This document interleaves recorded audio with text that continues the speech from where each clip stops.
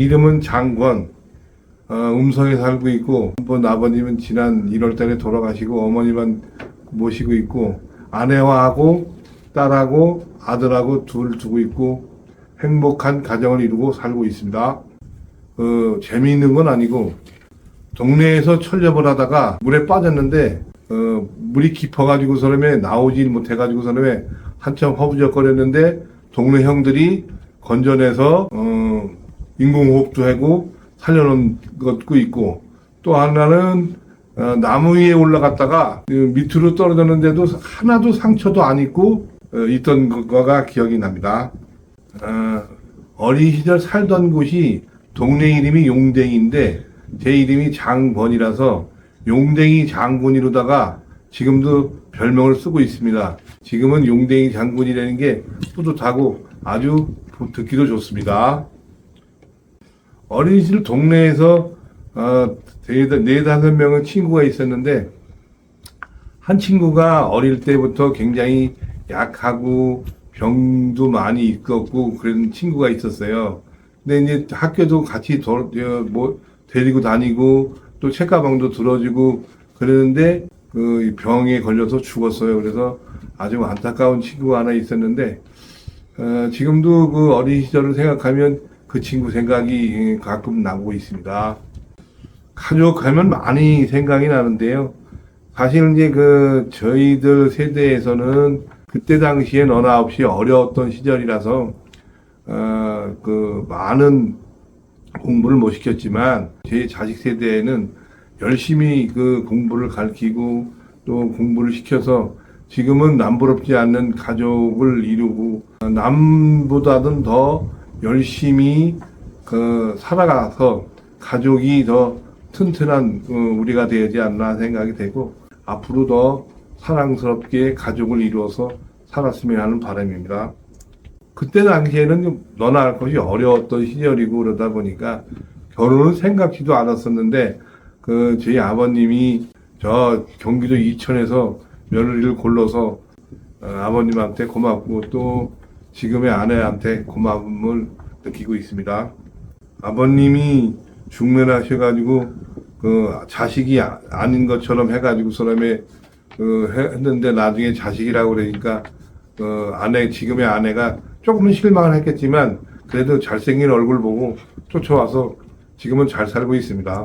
저희는 사실 이제 부모님을 모시고 살면서 어려움도 많이 있었습니다. 근데 부모님을 결혼 초에 모시면서 살았고 또 동생들도 있고 그래서 지 아내가 많이 힘들어하는 부분도 있고요. 그런 반면에 아들 딸이 중간에 윤활유 역할을 해가지고 지금까지 잘 커오고 성공할 수 있게끔 뒷바라지를 해준 아내에게 고마움을 느낍니다.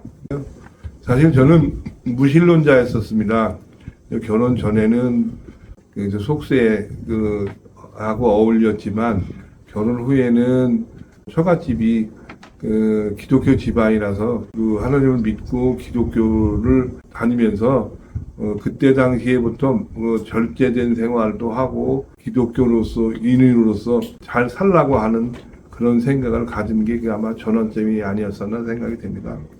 자녀들이 처음에는 큰 여식에는 좀 괜찮았었는데 작은 아들이 많이 아이였을 때는 좀 허약했어요. 그래서 이제 감기라든가 이런 병에 걸리면 잘 낫지 않아가지고 병원에 여기 음성이라는 지역에 병원이 없어가지고 청주, 충주, 서울로 돌아다니는 부분들이 있고요. 그다음에 이제 그 아이들이 크면서 점점 초등학교 들어가서 두각을 나타내고 전교회장에 당선이 되게끔 또 열심히 학교 생활을 했고 성장하면서 많은 어려움이 있는데도 불구하고 가정에 뒷받침되는 장학생으로 학교를 다니고 또 학교를 갖다가 다 서울로 보내고 했던 부분들이 아마 가장 기억에 남는 것 같습니다. 너희들이 지금 세대에 태어났다라면 좀 더 좋았을 건데 그때 당시에는 저도 그렇고 아내도 그렇고 직장 생활을 하면서 집안을 일으키려고 하다 보니까 자식들한테 많이 못해줬던 부분들, 그런데도 불구하고 어려운 부분들을 잘 이겨내서 지금의 대한민국의 0.1%의 그 수재로다가 컸다는 부분들이 가장 인상이 깊습니다. 아이들 태어날 때, 첫째 아이는 그 순사를 해가지고 1월 2일 날 아침에 아기가 태어나서 기뻤고, 둘째 아이는 태어나서 우리한테 그 윤활유 역할을 해주고 그 할머니 할아버지한테 사랑받고 곱게 잘 자라준 부분들이 인상이 깊습니다. 고려됐던 부분들이야 이제 뭐 인생에 살면서 많이 있지만 그래도 이제 부모한테 좀 더 잘해주고 자식들한테 좀 더 잘해주고 그다음에 이제 지금 다시 태어난다면 아내한테도 잘해주고 해줘야 되겠다는 부분들이 있었어요. 그래서 이제 가정을 일으키기 위해서 힘들었던 부분들, 결혼하고서 아내한테 직장 생활에 시켰던 부분들이 힘들었던 부분인 것 같습니다. 이제 아이들이 커서 큰 여식은 이제 시집을 가서 아기가 이제 9월 달에 나온다고 그래요. 근데 그 할아버지로서 그 기다리는 그런 그 시간이 좀 빨리 왔으면 하는 그런 생각이고요. 그다음에 이제 둘째 아들놈은 이제 11월 달에 결혼을 한다는데 며느리감이 굉장히 그 상냥하고 자기 주장보다는 남을 배려하려고 하는 그런 부분들이 있어서 굉장히 좋고 행복한 것 같습니다.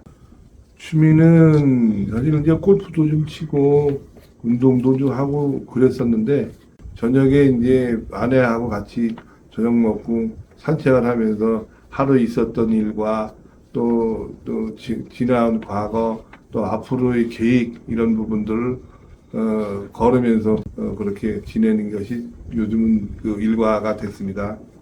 소중한 거는 이제 지금의 아내가 가장 소중하고 또 자식들이 잘 키워주어서 고맙고 처음에는 어렸을 때 뭐 파리채로도 많이 때리는 걸 보면서 마음은 아팠지만 그네들이 지금에 와서는 그 파리채가 약이 됐다고 하는 얘기를 들었을 때 좀 한편은 슬프고 한편은 좀 기쁘고 그런 마음입니다. 사실은 이제 미흡한 거는 있지만 아버지로서의 자식들한테는 성공한 기업가로다. 가정에서는 뭐 아주 선한 아버지로서 또 사회에서는 어떤 기업의 전략가, 기업의 경영가로서 남고 싶고요. 은퇴를 한다 그러면 황혼기에는 지역사회 봉사자로서 남고 싶습니다. 부모님께서는 저를 판검사를 원하셨지만 그때 당시에는 부모님도 어려움이 있었고 또 제 가정 형편들이 좋지도 않고 그렇다고 그걸 뒷받침해 줄 수 있는 여력도 안 되고 그랬는데 제가 다시 태어나서 한다고 그러면 법관보다는 선생님이나 또 비행기 조종사로서 한번 해볼 수 있는 그런 기회를 있었으면 좋겠다 하는 생각을 합니다. 주변 사람들한테 당부하고 싶은 거는 인생에 살면서 어떤 전환점도 중요하지만 현재 시점을 좀 열심히 또 남들보다 이렇게 잘 살아가는 것이 추후에 주변 사람들한테도 그렇고 가족들한테도 그렇고 지인들한테도 그렇고 성공한 사람으로서 평판을 갖는 수 있게끔 지금 현 시점을 열심히 최선을 다해서 살아라 하고 말을 해주고 싶습니다. 감사합니다.